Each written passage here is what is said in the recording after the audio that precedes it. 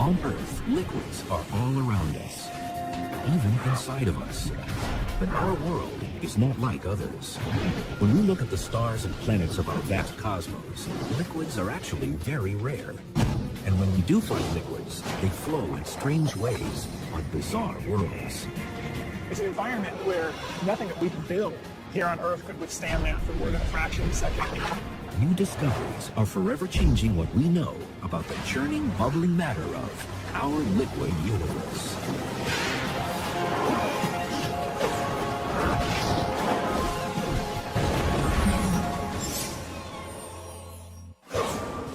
Liquids cover nearly 75% of the Earth's surface.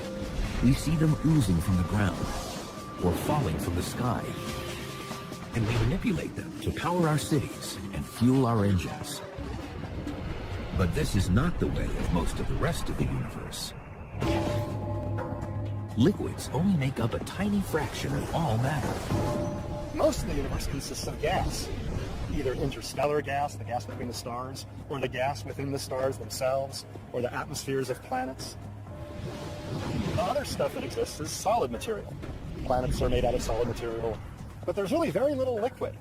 And it's exactly what's most rare in the universe that seems to be the most important. If there were no liquids in the universe, I actually doubt that there would be life, at least life as we know it here on Earth.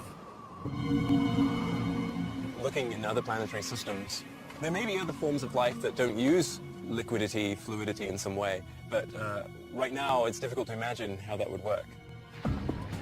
So where in the universe do we find liquids? And what does it take for them to exist at all? Only in certain special locations where the temperatures and the pressures are just right do you get liquids. And one of those special places where the conditions are just right is on Titan, Saturn's largest moon. Titan is wrapped in a thick atmosphere, 50 times denser than Earth's. But underneath the hazy orange sky, dimly lit by a distant sun and dominated by a stunning view of Saturn, lakes glisten.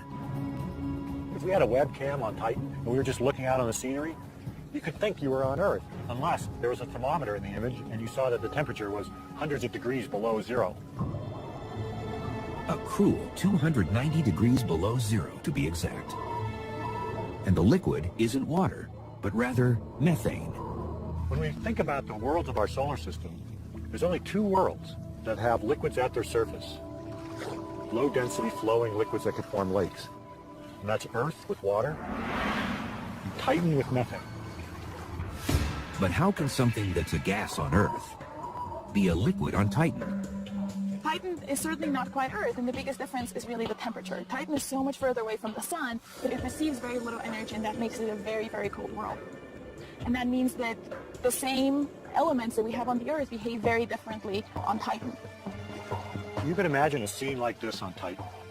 But the liquid that's lapping up on the shore is liquid methane, clear, liquid, maybe a very tiny gentle breeze like the one we're feeling here today, with just tiny waves coming up. And the whitish stuff that makes the shore is water ice. It's literally frozen water, as hard as rock. So when we think of rock and water, in Titan think of water ice as the rock and liquid methane as the liquid. Clearly, at such a low temperature, liquid water turns into solid ice. But which state any type of matter takes, liquid, solid, or gas, has to do with how the individual molecules, its building blocks, are interacting. It's a bit like how a flock of sheep will respond differently to different conditions. These sheep can be thought of as individual atoms or molecules, like molecules of water. And just like molecules of water, they can be in different states. For example, right now, they're kind of clustered together. They're not moving around very much. They're penned in. That's like solid water, ice. In a solid, the molecules are really penned in by their nearest neighbors. They're not allowed to move much at all. When water boils and steams into a vapor, it changes phases from liquid to gas. In a gas, the constituent particles, the atoms or molecules, are all wandering around in a kind of chaotic way. And they tend to move faster if the temperature is higher. And sheep wandering around in a wide open field, free to wander every which way they want, they won't necessarily stay together. They might go off in one direction or the other. That's like a gaseous state of sheep.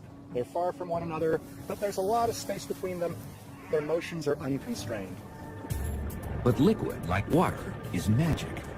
It's a state of matter in limbo, somewhere between the rigid structures of a solid and the random scatter of a gas. In a liquid, the atoms or molecules are somewhat constrained by their neighbors. They might pass each other up a little bit, but they tend to flow together. When sheep are in a flock, kind of constrained by the herders and flowing along from one place to another, that can be thought of as a liquid. They can pass each other up a little bit, but they're basically not wandering too far away from their nearest neighbors. They're all going together. They're all going with the flow, so to speak. On Titan, the frigid temperatures keep methane molecules stuck together in a liquid form. They're moving like sheep in a flock. On Earth, methane is naturally a gas, with its molecules floating around like those free-ranging sheep.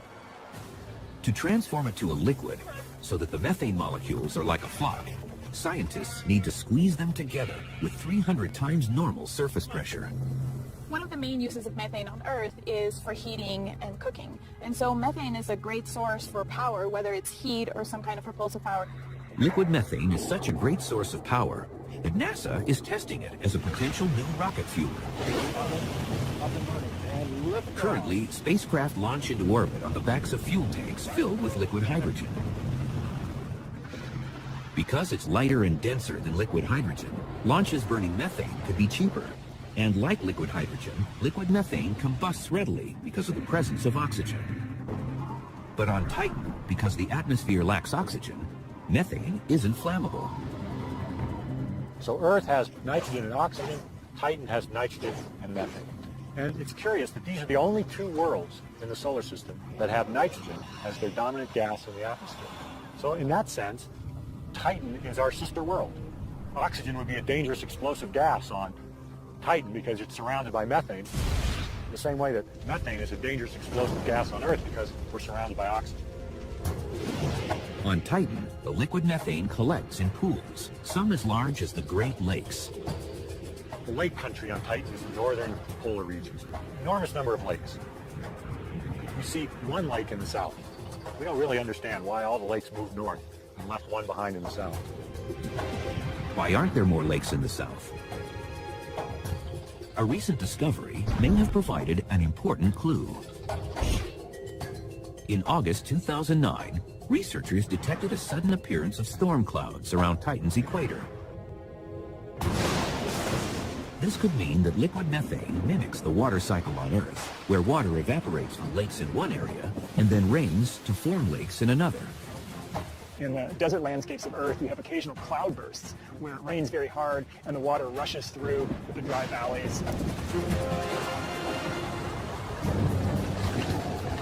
But the vast majority of Titan is sort of a methane desert. And when it does rain, it's a real cloudburst, and you have a huge flow of the surface. So we actually think that in terms of the ability of methane to erode and carve channels and valleys on Titan, it would be very similar to the ability of water to carve valleys on the Earth. One reason lakes are cooling in the north could be because that region is experiencing a very long rainy season. It takes 30 years for Saturn to go around the sun. So a year on Titan, 4 seasons on Titan takes 30 years. Each season is about 7 years long. We think that there might be, during the spring or the fall, you get increased rainfall, which means that whatever hemisphere has that season, actually you have a lot of lakes forming. But methane rains down differently than water, thanks to Titan's thick atmosphere and low gravity. Think of big drops, twice the size of raindrops on Earth, falling at a much slower speed, bump, bump, bump, but they'd be freezing cold, very, very cold if they hit your skin. But liquid methane is not liquid water. And anyone who would dare dive into a methane lake would be in for a nasty surprise. It's a rare find in our universe. A world, not Earth, that is home to a liquid. From a distance, Titan's methane lakes seem so familiar and inviting. But this is truly an alien place. First, the temperature of Titan's lakes is hundreds of degrees below zero. And assuming you could survive the cold, swimming in a methane lake would be a shocking experience. For a totally unexpected reason. The density of liquid methane is much less than water. So you would be heavy in that, you would sink. I weigh 200 pounds. In water, my effective weight is very close to 0. In liquid methane, my effective weight would be 80 pounds. So imagine trying to tread water in a lake or a swimming pool with an 80-pound weight belt tied to you. That's going to be hard. That's what it'd be like trying to swim in a lake in Titan. Methane is so clear, divers might feel as though they were looking through liquid air. That's not the case in most water lakes. But water's opacity isn't just due to pollution. It's also the result of a natural characteristic of water, which turns out to be vital for life on Earth. In this picture is water. We're familiar with the properties of water. Here we have a liquid that looks like water, but it's not. This is a hydrocarbon. This is analogous to the liquid methane on Titan. They look the same, but they have very different chemical properties. To show the difference between these two liquids, I'm going to take some crackers, kind of things that we eat, starch, sugars, salt. I'm going to put it in the liquids. So now we've got crackers in the water. I'm going to take a set of crackers, the same number of crackers, and I'm going to put them in our liquid hydrocarbon. Because water dissolves things so well, it's considered a powerful solvent. Methane, on the other hand, can't dissolve other materials as effectively. Look at these crackers coming out. This cracker is still as crisp as when we put it in. This is not a very good solvent. Water's dissolving power comes from its molecular structure. A water molecule is H2O, which means 2 hydrogens on an oxygen, and you just think about the shape of the molecule. You've got your oxygen and 2 little hydrogens on one end. This structure means that one end of the water molecule has a positive charge, and the other has a negative charge. So the little water molecules are like little magnets going around, stirring things up, repelling some things, attracting other things. By contrast, methane is a weak solvent. Methane is a carbon with 4 hydrogens on all sides. It's even, it has no polarity, it won't break up other molecules. Since water dissolves when it contacts, it can turn itself into a rich and sometimes murky soup. So here in water, organisms that have evolved to live in a rich soup like that, they're going to be small and compact. And that's what we see on Earth. Microorganisms are small and compact. They can get their nutrients from the water. But methane could be an appealing liquid for a different kind of life form. Imagine an organism on Titan looking at Earth and seeing the liquid water. Would just be appalled that anything would want to live in such a reactive, hot, aggressive liquid. And it would think, geez, that can't be life on Earth. The liquid there is much too difficult to manage. Any alien visitors might immediately be drawn to Titan or Earth because liquids flow right on the surface. Over 300 million trillion gallons of water slosh around on Earth alone. But that might not impress interstellar travelers very much, because none of Earth's 7 seas are the biggest or deepest oceans, even in our solar system. Jupiter, the 5th planet from the Sun, conceals an immense and bizarre liquid sea beneath its mysterious clouds. Reaching this liquid would require a spacecraft far beyond the limits of modern technology. It would have to somehow withstand incredible pressures and, more importantly, be able to stand up under temperatures that are much hotter than the surface of the sun. At 1,400 times the volume of Earth, this giant planet is mostly made up of hydrogen and helium gas. But miles and miles beneath those clouds, there's a point where the weight of that atmosphere gets so intense, gas turns into liquid. Lots and lots of liquid. The journey to the liquid begins at the outer edge of Jupiter's atmosphere, where the air pressure is close to what we experience on Earth's surface. Diving into Jupiter would be an amazing experience. First, you'd go through all these upper cloud layers where there's ammonia, methane, and other compounds. They're really colorful and swirly, lots of storms. The explosion of color indicates a strange brew of chemicals mixed in the hydrogen and helium.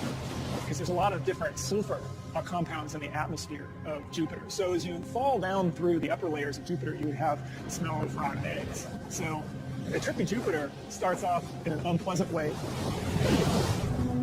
Just like passengers on a commercial jet descending from high altitudes.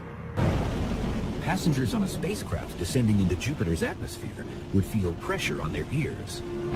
If you go deeper into the interior of a planet, the densities become higher, the pressures become higher, the gas is more compressed. That's similar to what we have here on Earth. Way up in our atmosphere, the densities and pressures are low. As you go farther down, they increase. After descending for 13,000 miles, it's dark because sunlight can't penetrate through so much matter. At last, the darkness lifts. Light streaming from Jupiter's ocean lies just below. You don't splash down into the sort of the liquid ocean of Jupiter in the same way that you splash down on Earth. It's much more like you're going through a steam that becomes denser and denser and denser until it's indistinguishable from a very, very hot liquid. The liquid is hydrogen. This steamy sea, stretching from horizon to horizon, is what passes for the surface of Jupiter. It may seem unthinkable, but this liquid hydrogen ocean is floating above another, even more bizarre liquid below it. Liquids aren't easy to find on worlds outside of our own. They often take forms we can't imagine on Earth. And that's the case with Jupiter's hydrogen ocean. Strange as it may seem, the most abundant liquid in the universe is liquid hydrogen. Now, in fact, in some ways, that's not so strange. Hydrogen is by far the most abundant element in the universe. In most places in the universe, hydrogen molecules are moving randomly about as a gas, like those sheep grazing in open space. But the conditions inside Jupiter don't let them roam so freely. The difference between the different states really has to do with how closely the molecules are crushed together, if you will. On Earth, we see liquids form from gases when we leave out a glass of ice water. As warm air comes in contact with the surface of the cool glass, the drop in temperature saps the energy of the air molecules, bringing them closer together and forming a liquid. Temperature isn't the only thing that affects the state of matter. Pressure also plays a very important role. Pressure, as you can imagine, sort of crushes. The higher the pressure, the more it crushes molecules together and can take a gas and compress it into a liquid. For example, even in interstellar space, where it's over 450 degrees below zero, a glass of water would just boil away. So when you take that glass of liquid water to space, it's not the temperature, it's the low pressure that allows all the molecules to fly away and turn the glass of water into a gas. The reverse occurs inside Jupiter's blast furnace interior, where hydrogen molecules are jammed together by the colossal weight of the atmosphere above. If you squeeze the particles down so they're not vibrating very much, then they tend to sort of stick to one another. They start flowing together. That's the liquid state. That's why, if liquid hydrogen were somehow instantly transported to Earth, without enough pressure to contain it, even a tiny bit could redefine what we think of as a hydrogen bomb. Well, it wouldn't be a good idea to scoop up a cup of the liquid hydrogen from Jupiter because it's under tremendous pressure. It would be a tremendous explosive, much better than TNT. It would be a total disaster. Inside Jupiter's liquid hydrogen ocean, it's over 17,000 degrees, hotter than the surface of the sun. The bluish glow at these depths signals that we reached another type of liquid. It's still hydrogen, but in a very special form called metallic liquid hydrogen. It's brighter than the surface of the sun and far, far bluer than the surface of the sun. It's an environment where nothing that we could build here on Earth could withstand that for more than a fraction of a second. In this extreme environment, the hydrogen molecules that make up Jupiter's ocean start to act very strangely. The molecules of the regular liquid hydrogen ocean are like those sheep, moving as a flock. Or better yet, more like what's happening inside of an amusement park, when bumper cars are streaming around a rink. So what makes a liquid is the ability of the atoms and molecules to slide past each other. The atoms are free to move and jostle around, much like these bumper cars or this bumper car ring. They can't fly freely, but they are changing their neighbors all the time. Inside each hydrogen atom, whether it's in a gas or liquid form, a single electron is bound to its nucleus, buckled into the driver's seat of its own atomic bumper car. But at the surface of Jupiter's metallic liquid hydrogen, a depth where the pressure reaches 3 million times what we experience on Earth's surface, the hydrogen molecules are freaking out. The liquid hydrogen actually becomes liquid metallic hydrogen. Now what I mean by that is that the liquid hydrogen starts conducting electricity and heat really well.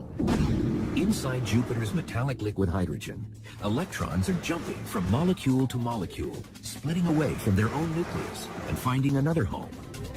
They're carrying electric charges efficiently from one place to another. And the transport of electric charges, that's the current. That's what allows current to flow. And you sure wouldn't want to be there if someone were to discharge a big bolt of lightning or something like that, because that electricity would travel easily through the liquid metallic hydrogen, zapping you, completely frying you.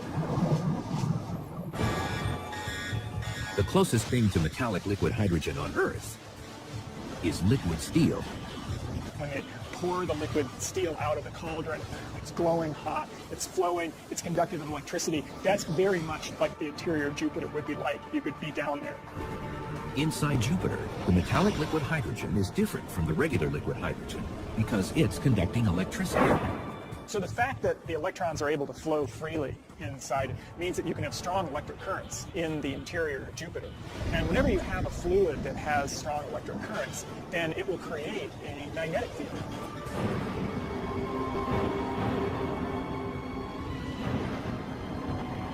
For over 4 million miles of space in each direction, Jupiter's magnetic field scoops up and deflects charged particles that naturally course through our solar system. But the largest and most powerful magnetic fields in the universe shoot out from curious stellar corpses known as neutron stars. These magnetic fields may also be generated by liquid.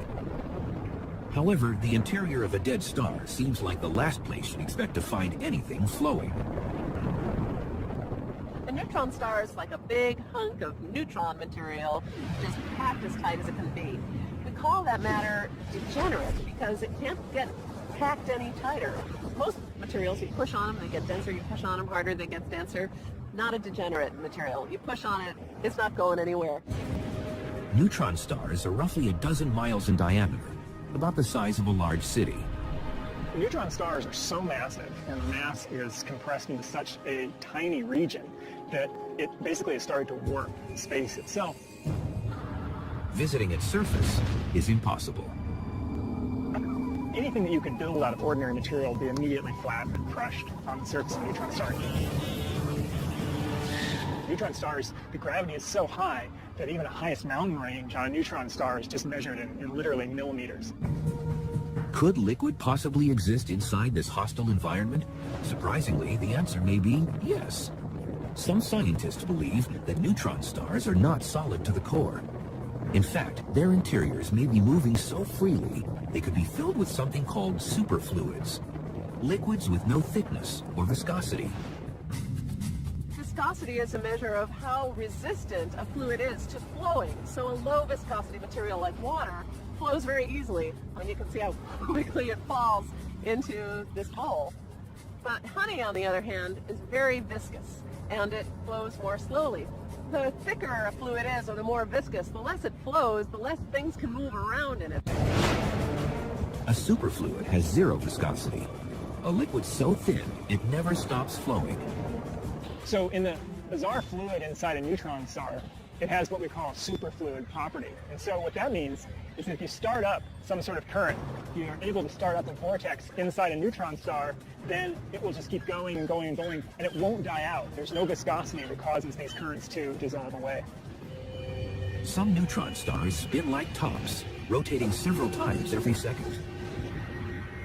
And just like the metallic liquid hydrogen works for Jupiter, a superfluid interior sloshing energetic particles around spawns a massive magnetic field, except that a neutron star's magnetic field is millions of times more powerful. Our planet has its own liquid churning deep inside. Although no one has ever seen it, life on Earth wouldn't exist without it. Life as we know it wouldn't exist without liquids. On Earth, you might think it's water that's most critical. But there's another earthly liquid that's just as vital. 1,800 miles below the Earth's surface, where it's a scalding 7,000 degrees, a sea of liquid iron over 1,000 miles deep engulfs the solid inner core of our planet. But how can scientists be sure what's inside the Earth? That's exactly what Gina S. from Danbury, Connecticut wanted to ask the universe when she texted us. How do we know the Earth has an iron core if we've never seen it? Thanks for the question, Gina. It turns out that scientists can often infer things indirectly, even if they can't see them directly. For example, we know that the Earth has a liquid iron outer core and a solid iron inner core because Earth has a big magnetic field. And motions in this electrically conducting liquid iron core are what produce the magnetic field. Without a magnetic field, life on Earth's surface would suffer. If it didn't exist, then all these charged particles coming from the sun and from outer space would go zipping through our atmosphere and interact with living cells, causing lots more cancerous mutations. Unlike at the core, the conditions at the Earth's surface freeze iron into a solid so strong we turn to it when we need to construct tall office towers or long bridges. But in distant corners of the galaxy, there are worlds so naturally hot and dense that iron is nothing more than a steamy drizzle. They're out there, mostly overlooked and misunderstood.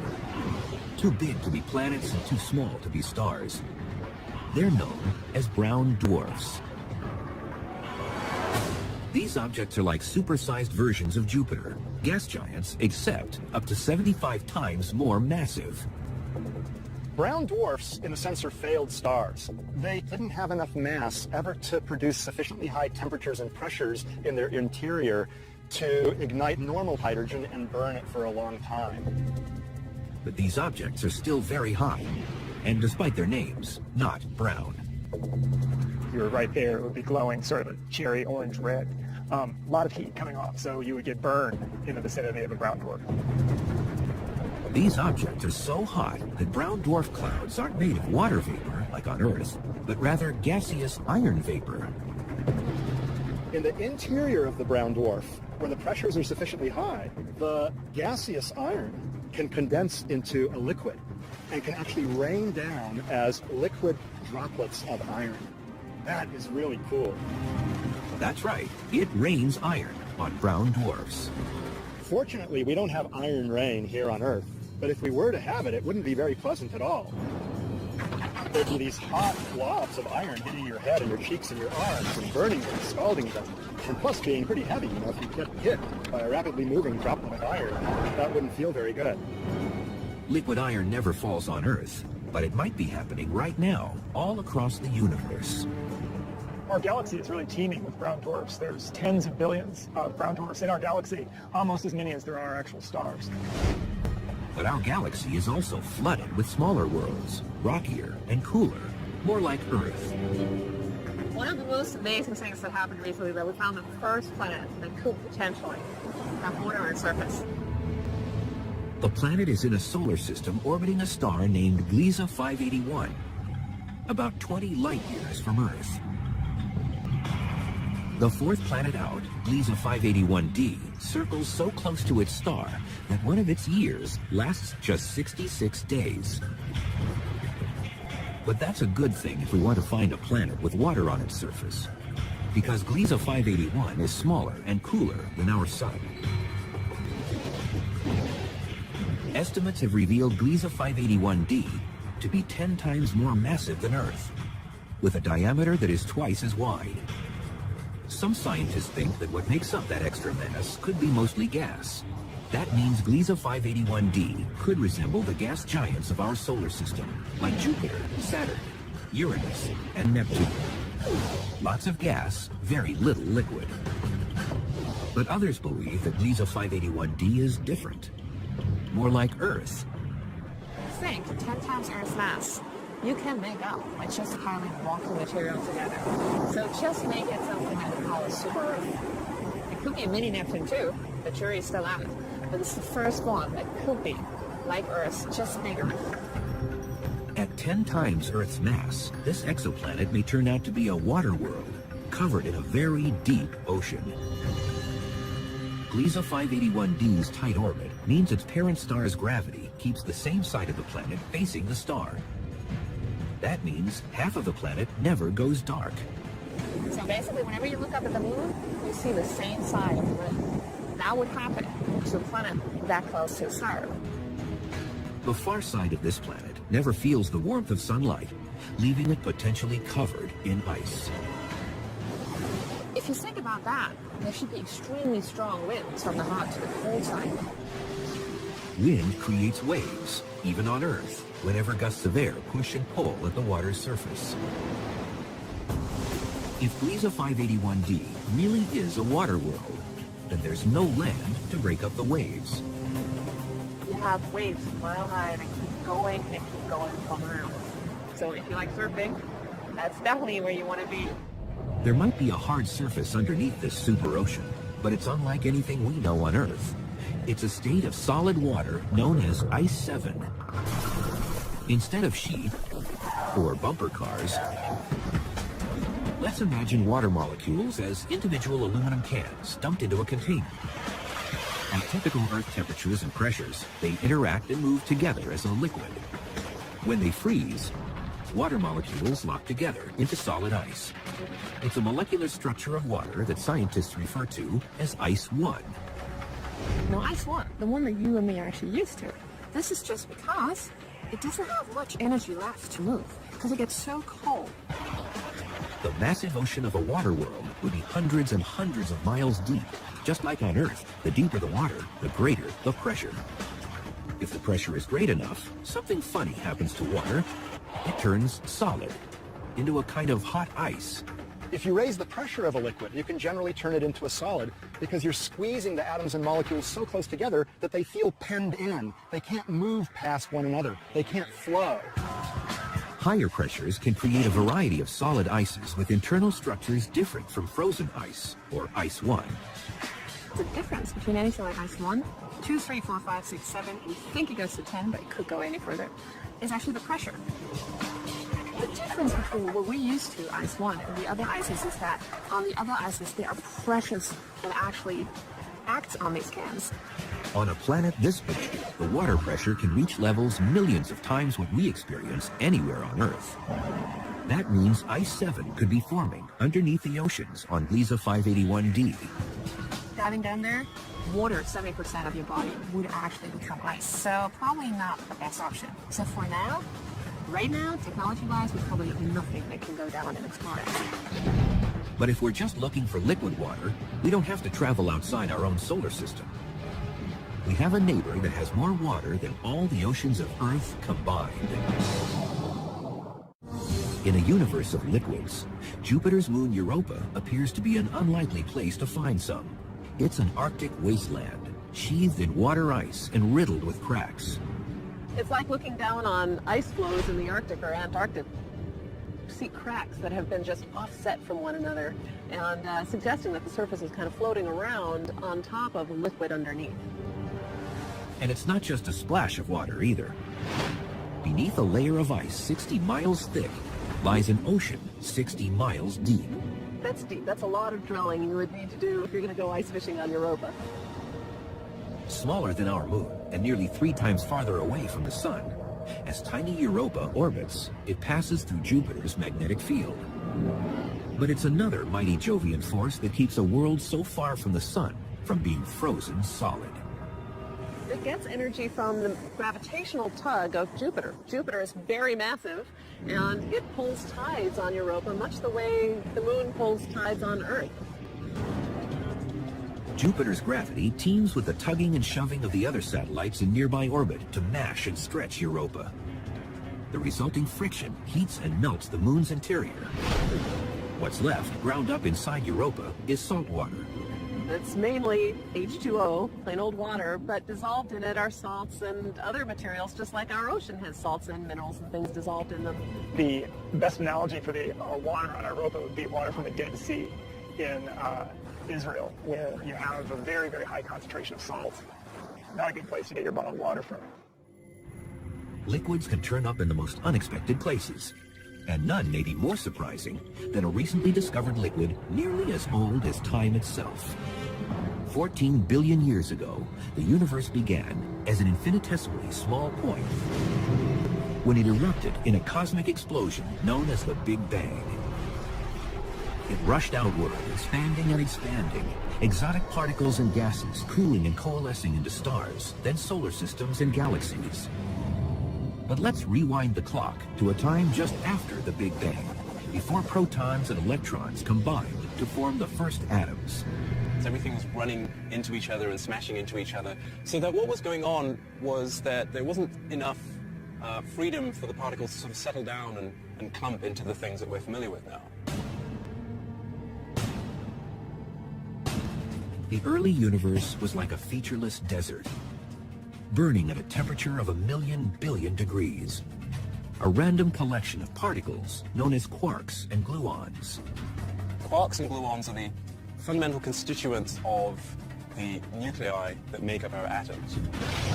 Actually, in the first 10 millionth of a second of the lifetime of the universe, there was a phase of the universe where it was all quarks and gluons. New simulations of the conditions of the early universe have revealed that the individual quarks and gluons were not flying about randomly as a gas, as would be expected in those conditions. Instead, they were connected and flowing like a liquid. A really good example of this is sand. What I have here is a handful of sand, and it's made of lots of little particles, which are essentially like tiny rocks or stones. But how they interact with each other is what determines how lots of them move together to give you something that's much more like a fluid flow than it is the behavior of a solid. And so much the same thing is going on with quarks and gluons in that situation where they're colliding. And that was probably the same sort of behavior that was going on in the very early universe. You'll see patterns in the sand that look like ripples on the surface of an ocean in response, for example, to the wind, and responding in a way that's much more fluid-like or liquid-like than it is as a solid. Ripples are traces left behind by some kind of disturbance.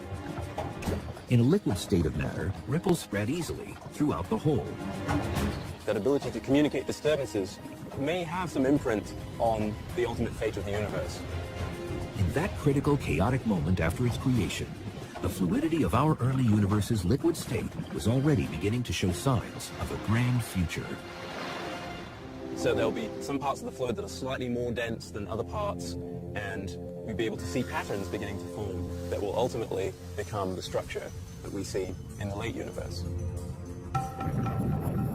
Fluid motion is stitched into the fabric of space and time. So the next time you sip soda through a straw, dive into a pool, or watch raindrops sprinkle into puddles, know that you are witnessing our universe when it is most alive. The behavior that was going on in the very early universe.